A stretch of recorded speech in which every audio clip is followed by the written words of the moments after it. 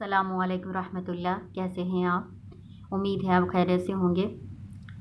تو آج آپ کا لیسن سورۃ بقرہ پارہ نمبر 3 رکوع نمبر 3 ہے۔ شروع کرتے ہیں اللہ کے نام سے۔ اعوذ باللہ من الشیطان الرجیم، بسم اللہ الرحمن الرحیم۔ الم تر الی الذی حاج ابراہیم فی ربہ ان آتاہ اللہ الملک۔ وقف لازم ہے، ٹھیک ہے، میم جو ہے نا اس کا مطلب وقف لازم، یہاں پہ وقف کرنا ضروری ہے۔ اذ قال ابراہیم ربی الذی یحیی و یمیت قال انا احیی و امیت قال ابراہیم فإن اللہ یأتی بالشمس من المشرق فأت بها من المغرب فبہت الذی کفر واللہ لا یہدی القوم الظالمین۔ حرف استفہامیہ ہے، اس کا معنی ہوتا ہے کیا۔ لم کا مطلب ہوتا ہے نہیں، کیا نہیں۔ ترا دیکھا آپ نے، تا کا مطلب تو ماب ہوتا ہے، رآ کا مطلب دیکھنا ہوتا ہے۔ الم ترا کیا نہیں دیکھا آپ نے، الی الذی اس شخص کی طرف، الذی جو ہے یہ مذکر کے لیے استعمال ہوتا ہے اور اللتی جو مؤنث کے لیے، ٹھیک ہے نا۔ تو الذی اس شخص کے بارے میں، یعنی وہ جو ہے وہ آدمی ہے کوئی، ٹھیک ہے نا۔ الی الذی اس شخص کی طرف، حاجہ جس نے جھگڑا کیا، حجت بازی کی، ابراہیم علیہ السلام سے، فی ربہ ہی اس کے رب کے بارے میں، ان کے عطاہ اللہ الملک دیا تھا، عطا کیا تھا اللہ نے اس کو ملک، بادشاہت۔ اس میں بادشاہ نمرود کا واقعہ بیان کیا گیا ہے۔ اللہ تعالیٰ کہہ رہے ہیں کہ آپ نے اس شخص کی طرف دیکھا، یعنی بادشاہ جو نمرود تھا، اس نے ابراہیم علیہ السلام سے حجت بازی کی اس وجہ سے کہ اللہ تعالیٰ نے اس کو بادشاہی دی ہوئی تھی اپنی طرف سے۔ بادشاہت اللہ کی ہے نا، جس کو چاہے عطا کرتا ہے، جس کو چاہے دیتا ہے۔ اذ قال جب اس نے کہا جب اس کو کہا ابراہیم علیہ السلام نے، ربی الذی رب میرا وہ ہے، ٹھیک ہے۔ ربی کا مطلب رب، یا جو ہے نا یہ چھوٹی یا جو ہوتی ہے یہ میرا کے لیے استعمال ہوتی ہے۔ ربی الذی میرا رب وہ ہے، وہ جو یحیی وہ زندہ کرتا ہے، وہ یمیت اور وہ مارتا ہے۔ کالا کہا، کس نے کہا؟ نمرود بادشاہ نے کہا، انا میں، احیی زندہ کرتا ہوں، و امیت اور میں مارتا ہوں۔ کالا کہا ابراہیم علیہ السلام نے، فإن اللہ پس بے شک اللہ تعالیٰ، یأتی بالشمس لاتا ہے سورج کو، ٹھیک ہے۔ عطا یا اتی کے ساتھ با آئے گا تو پھر اس کا ترجمہ آنا نہیں کریں گے بلکہ لانا کریں گے، ٹھیک ہے۔ لاتا ہے سورج کو یعنی مشرق سے نکالتا ہے، من المشرقی مشرق سے، فأتی بہا پس تو لے آ اس کو، من المغربی مغرب سے، فبہت الذی کفر پس حیران رہ گیا، ہکا بکا رہ گیا وہ جس نے کفر کیا تھا، یعنی جو بادشاہ تھا نمرود تھا جو کافر تھا، وہ ہکا بکا رہ گیا، حیران پریشان رہ گیا اس دلیل سے، ٹھیک ہے نا۔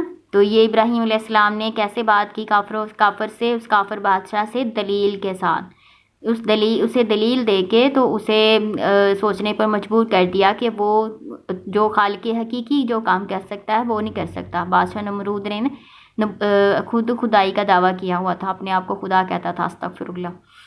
تو اس وجہ سے نا اس کو ابراہیم علیہ السلام نے نا یہ اس کو نشانیاں بتائیں نا، پہلے یہ دلیل دی کہ اللہ تعالیٰ زندہ کرتا ہے، مارتا ہے، تو پھر اس نے کیا کیا، 2 قیدیوں کو لایا، جس کو مارنا تھا اس کو چھوڑ دیا، جس کو چھوڑنا تھا اس کو اس نے قتل کروا دیا، تو کہنے لگا کہ دیکھو میں بھی مار سکتا ہوں، زندہ کر سکتا ہوں، مطلب اپنی مرضی سے میں جس کو چاہوں زندہ رکھوں، جس کو چاہوں ماروں، ہے نا۔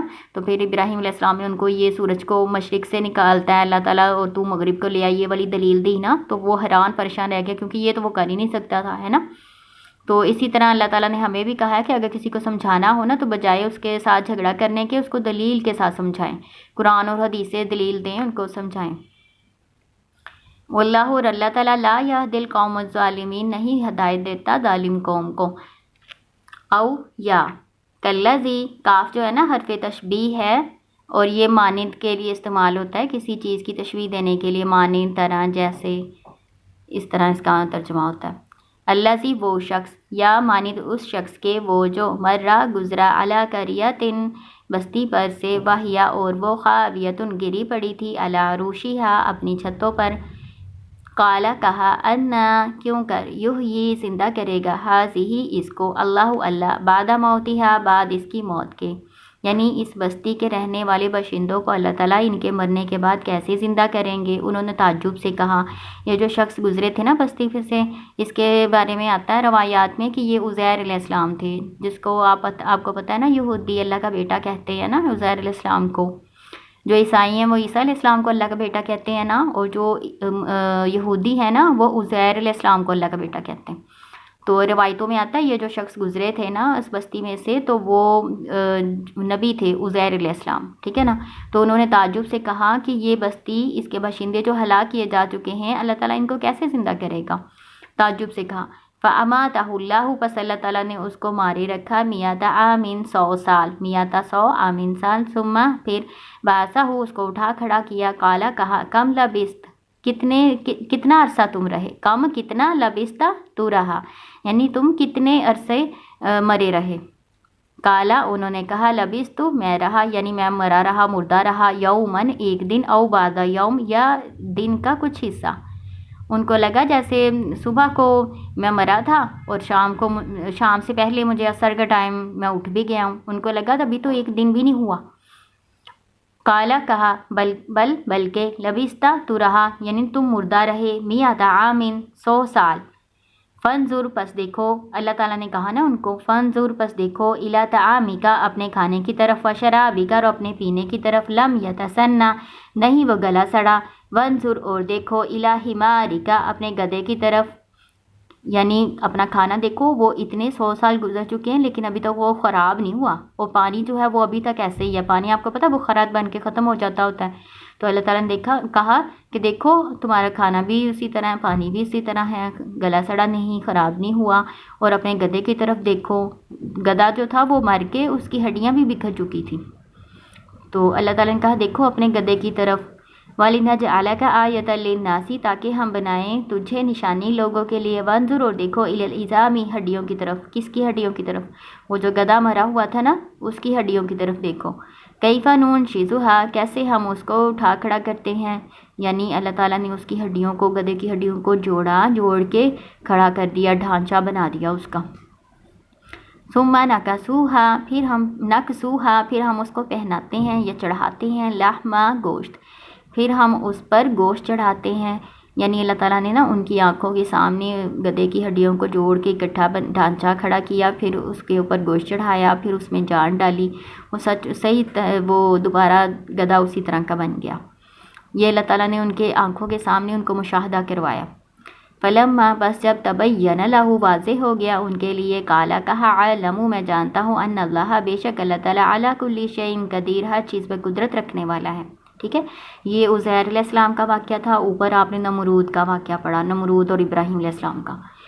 آگے پھر ابراہیم علیہ السلام کا آگے واقعہ، وَإِذْ قَالَ إِبْرَاهِيمُ رَبِّ أَرِنِي كَيْفَ تُحْيِي الْمَوْتَىٰ قَالَ أَوَلَمْ تُؤْمِنْ قَالَ بَلَىٰ وَلَٰكِن لِيَطْمَئِنَّ قَلْبِي۔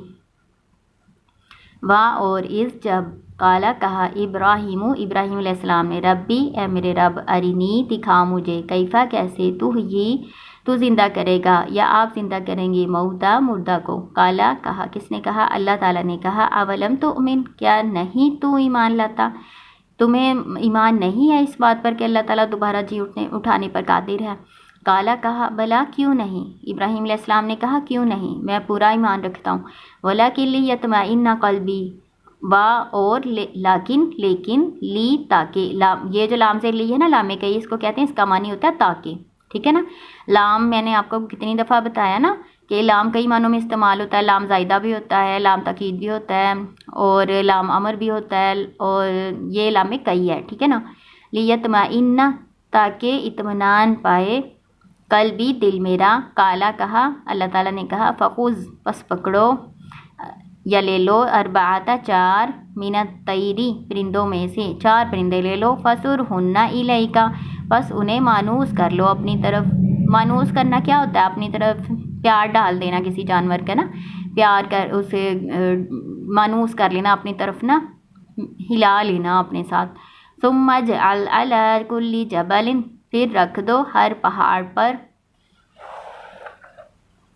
منہن جزءاً اس میں سے ایک حصہ، ثم ادعوہن پھر تم ان کو بلاؤ، یاتینا کا وہ آئیں گے تیرے پاس یا دوڑتے ہوئے، وعلم اور جان لو ان اللہ بے شک اللہ تعالیٰ عزیز حکیم بہت غالب حکمت والا ہے۔